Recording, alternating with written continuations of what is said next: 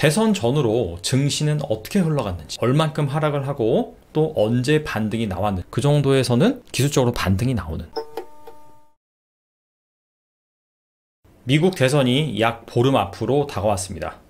이에 따라서 불확실성이 확대되면서 국내 증시는 4일 연속 하락을 했고요. 미국 증시 역시 불안불안한 모습입니다. 과연 대선 전후로 증시는 어떻게 흘러갔는지, 얼만큼 하락을 하고 또 언제 반등이 나왔는지, 우리나라 증시와 미국 증시 이 두 가지 측면에서 알아보는 시간을 갖겠습니다. 일단 2000년도부터 2016년도까지 총 5번의 미국 대선이 있었죠. 그 당시에 미국 증시 그리고 한국 증시의 추이를 한번 알아보도록 하겠습니다. 먼저 2000년입니다. 54회 대선이었고요. 참고로 이 그래프의 Y축, 즉 기간은 어떻게 설정한 것이냐면 여기 D-0가 있죠. 이때가 바로 D-Day, 미국 대선입니다. 그래서 미국 대선 전으로 약 20영업일간, 일로 치면 한 달이겠죠. 그리고 대선 이후로는 10영업일, 즉 2주간의 수치입니다. 그래서 대선을 기점으로 한 달 전 그리고 2주 후에 일별 주가 흐름이 어떻게 흘러갔는지 이것을 알아보자는 취지이고요. 그리고 이건 디테일한 부분이긴 한데 우리나라랑 미국이랑은 시차가 존재하죠. 그래서 만약에 3일 증시다 라고 한다면 우리나라 증시가 끝나고 미국 같은 경우에는 우리나라 시간 기준으로 밤부터 다음날 새벽까지 3일 주식시장이 이렇게 거래가 됩니다. 그렇기 때문에 이 시차를 맞추기 위해서 우리나라 증시를 하루씩 다 미뤘어요. 그래서 만약에 3일이 대선이다, 11월 3일이 미국 대선이다 라고 하면은 이 D0 같은 경우에는 당연히 미국장에서는 그냥 3일 주식시장이라고 보면 되고, 우리나라 같은 경우에는 4일 증시다 라고 이제 보시면 됩니다. 자, 그렇게 해서 2000년부터 2016년까지 한번 대선 전후로 미국 지수, 우리나라 지수, 주가 흐름이 어떻게 진행됐는지 알아보자는 거죠. 그래서 2000년 같은 경우에는 자, 이때 이 화살표로 표시한 부분이 바로 미국 대선이었다. 미국 증시는 대선 전 한 달 전부터 약간 조정을 받더니 그 다음부터는 오히려 대선으로 갈수록 상승하는 모습을 보였죠. 우리나라 증시 같은 경우에는 좀 조정의 폭이 미국보단 깊었습니다. 그래서 미국 대선 일주일 전까지 조정을 받은 다음에 일주일 전부터는 전반적으로 이 기술적인 반등이 나오는 모습을 볼 수 있습니다. 그리고 나서 대선이 끝나자마자 오히려 전반적으로 이렇게 하락을 했죠. 미국장은 아무래도 대선 전에 많이 올랐기 때문에 좀 많이 하락을 했고요. 반면에 우리나라 증시 같은 경우에는 대선 전에 전반적으로 많이 하락을 했기 때문에 대선 이후에 미국장이 하락한다 하더라도 그렇게 하락률이 심하진 않았습니다. 이번에 2004년도 증시입니다. 55회 대선이었죠. 이때 증시 현황을 살펴보면 일단 이때는 미국과 우리나라 증시가 거의 비슷하게 움직였죠. 그리고 역시나 대선 한 달 전부터 계속해서 주가가 조정을 받다가 대선을 일주일 남기고 나서 반등하는 그런 모습을 보여줬습니다. 그리고 2008년도 이때 오바마 대통령이 당선이 됐던 그 대선이었죠. 이때는 2000년과 2004년도와 달리 상당히 증시의 변동폭이 심한 것을 알 수가 있습니다. 네, 바로 맞습니다. 이때가 글로벌 금융위기 당시였기 때문에 이때 변동성이 거의 극에 달했었죠. 하지만 여기에서도 공통적인 부분이 있는데 대선을 약 일주일 정도 남기고 반등하는 흐름이 나왔다. 하지만 그 이후에 보시다시피 주가가 다시 엄청나게 하락하는 것을 알 수가 있죠. 이때는 리먼 브라더스 파산하고 투자은행 등도 거의 망하다시피 했기 때문에 사실 이때는 미국 대선 이슈보다는 글로벌 금융위기 이슈가 훨씬 더 많이 작용을 했다라고 볼 수가 있어요. 그리고 2012년입니다. 이때에는 역시나 한 달 전부터 중간중간에 반등은 있었지만 전반적으로 하락하는 모습이 나왔고, 이때는 대선 일주일 전에 그다지 반등하는 흐름은 나오지 않았어요. 어느 정도 좀 변동성이 있었죠. 우리나라 증시 같은 경우에는 좀 반등을 했네요. 어느 정도. 하지만 대선이 끝나고 나서 전반적으로 다시 조정이 나왔다.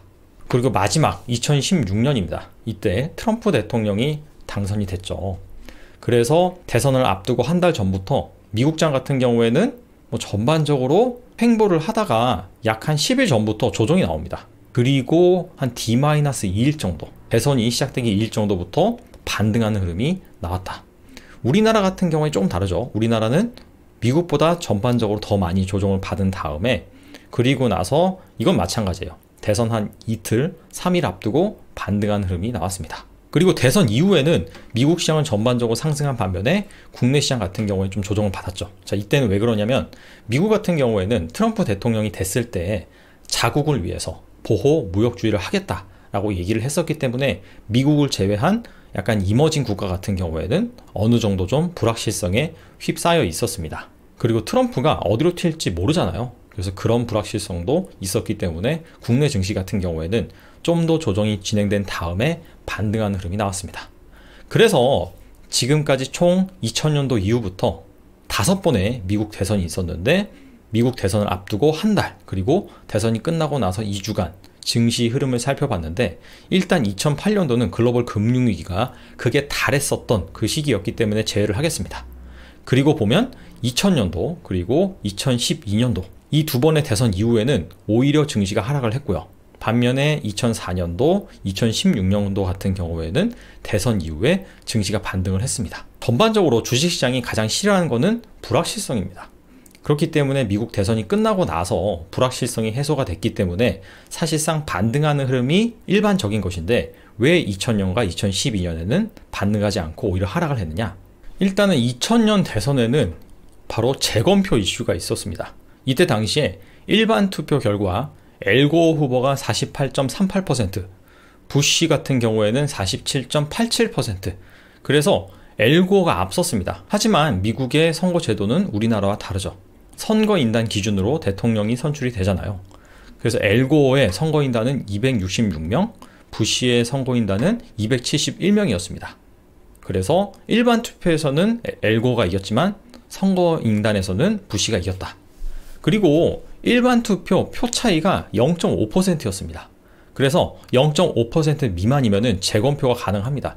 그렇기 때문에 그 이후에 재검표를 진행을 했고 5주간의 그러한 불확실성이 지속이 됐습니다. 결과적으로는 법정 소송까지 갔는데 12월 14일 정도에 연방 법원이 판결을 내렸어요. 그래서 그제서야 엘고어가 패배를 선언하면서 불확실성이 해소가 됐습니다. 그렇기 때문에 2000년도 당시에는 이렇게 대선이 끝났음에도 불구하고 주식시장이 힘을 못 썼다. 그렇다면 2012년 이때 당시에는 왜 대선이 끝났음에도 불구하고 증시가 조정을 받았느냐? 이때는 또 이때만의 이유가 있습니다. 이때 당시에는 사실 2008년도 글로벌 금융위기 이후로 계속해서 양적 완화를 미국에서 진행을 했습니다. 그런데 이게 언제까지나 계속할 수 없죠. 양적 완화를 한다는 것 자체가 계속해서 정부의 재정이 악화된다는 것이거든요. 그래서 2012년 말 기점으로 재정 절벽이라는 문제에 봉착하게 됩니다. 그래서 5천억 달러의 경기 부양책이 종료가 돼요. 그리고 미국의 법정 부채 한도가 소진이 되는 그런 상황이었습니다. 그래서 사실 대선도 대선이지만 공화당에서는 이 재정 긴축안을 시행을 해야 되는데 전반적으로 감세를 해야 되고 그 다음에 재정 적자를 축소시키기 위해서 의료 지출을 긴축을 해야 된다. 반면에 민주당 같은 경우에는 모든 계층에 세금을 감세하지 말고 서민이랑 중상층만 감세를 해야 된다. 그리고 오히려 최고 세율은 상향을 해야 된다. 그리고 자본소득세, 배당소득세 인상해야 되고 국방비를 감축을 해야 된다. 그래서 이 공화당과 민주당이 또 팽팽히 맞섰습니다. 그래서 대선이 끝나긴 끝났으나 그러한 불확실성 때문에 오히려 주가가 조정을 받았다라는 것을 알 수가 있습니다. 그래서 앞에서 살펴본 것과 같이 대선을 한 달 앞두고 전반적으로 주가가 좀 부진했어요. 그런데 미국 증시보다 오히려 국내 증시가 이러한 이슈에 더 민감하게 반응했다는 것을 알 수가 있는데요. 그래서 일단 이 코스피와 코스닥 지수, 이 두 지수를 역대 대선 한 달 전과 대선 후 2주 후 이 지수를 한번 비교해 보겠습니다. 그래서 보시면 빨간색 점선이 미국에 대선이 있었던 날이죠. 그래서 뭐 2000년도부터 2016년까지 이 전반적으로 지수의 흐름이 대선이 다가올수록 어느 정도 조정을 받다가 대선을 앞두고 한 일주일, 한 4일, 5일 그 정도에서는 기술적으로 반등이 나오는, 그리고 대선 이후에는 다시 회복하는 그런 모습이 나왔다는 것을 알 수가 있죠. 그런데 2008년도 글로벌 금융위기 당시에 이때 너무나 많이 하락을 했기 때문에 이 시기를 제외하고 다시 한번 보면요, 바로 이런 그래프가 나오죠. 마찬가지로 대선을 앞두고 이렇게 하락을 한 다음에 대선을 코앞에 두고선 약 한 일주일, 한 3일 정도, 그때부터는 다시 기술적인 반등이 나오고, 그리고 그 이후에 불확실성을 가중시키는 이슈가 없었다라고 한다면 다시 반등을 하는 흐름이 나왔다라는 것을 우리가 알 수가 있죠. 그리고 2000년, 바로 지금입니다. 올해 같은 경우에는 이렇게 연두색에서 좀 더 점선으로 표시를 해봤어요. 그런데 약간 뭔가 좀 다이빙을 하는 것 같죠? 마찬가지로 이 과거의 지수의 흐름을 뭔가 답습하는 그런 분위기로 흘러가는 것 같다. 그런데 역사는 항상 반복되지는 않습니다. 대선 이후의 흐름만 봐도 그렇죠. 2000년도와 2012년 당시에는 불확실성을 가중시키는 이슈가 있었기 때문에 대선 이후에 하락을 했고요. 그렇지 않은 연도 같은 경우에는 반등을 했습니다. 그래서 지금 현재 불확실성을 가중시키는 요인이 무엇인지 이런 것들을 잘 살펴보고, 어떻게 보면 지금 2012년과 좀 비슷한 것 같아요. 지금 코로나로 인해서 경기가 상당히 지금 안 좋아졌고, 이에 따라서 이 재정 정책이 얼만큼 언제 투입되느냐, 여기에 증시가 촉각을 세우고 있는데, 이 이슈가 대선 이후에 가서도 역시나 불확실성을 가중시킨다라고 한다면 증시의 상승은 장담할 수가 없겠죠. 그래서 지금까지 살펴본 내용들을 정리를 해보겠습니다. 2000년도부터 2016년까지 총 5번의 미국 대선이 있었는데, 역대 대선을 앞두고 한 달 전부터 전반적으로 이 불확실성이 가중되다 보니까 지수가 하락을 했습니다. 미국 증시도 마찬가지고요. 우리나라 증시도 마찬가지다. 그런데 우리나라 증시가 훨씬 더 좀 민감하게 반응했다는 그런 특징이 나와 있죠. 그런데 대선을 약 일주일 앞두고 전반적으로 이 기술적인 반등이 나왔죠. 그 전에 충분히 이 대선에 대한 불확실성을 해소를 했기 때문에 오히려 코앞으로 갈수록 약간의 반등이 나왔다는 것을 알 수가 있습니다. 하지만 대선이 끝났다 해도 무조건 다 이 불확실성이 해소되면서 반등한 것은 아니었습니다. 2000년도와 2012년, 이때 당시에는 재검표 이슈가 발생을 했다든지, 아니면은 이 재정 절벽을 앞두고 민주당과 공화당이 팽팽한 이 대립적인 구도에 있었기 때문에 그런 부분이 불확실성으로 작용을 하면서 대선 이후에도 하락하는 그런 흐름이 나왔습니다. 그래서 여러분들이 이 과거에서 대선 전후에 미국 증시, 한국 증시 이 흐름을 잘 참고를 하셔서, 중요한 것은 무엇이냐? 바로 언제 불확실성이 해소가 되는 것이냐, 이 부분입니다. 그 부분에 따라서 증시의 향방은 결정이 될 것으로 예상이 됩니다. 오늘은 여기까지 하겠습니다. 감사합니다.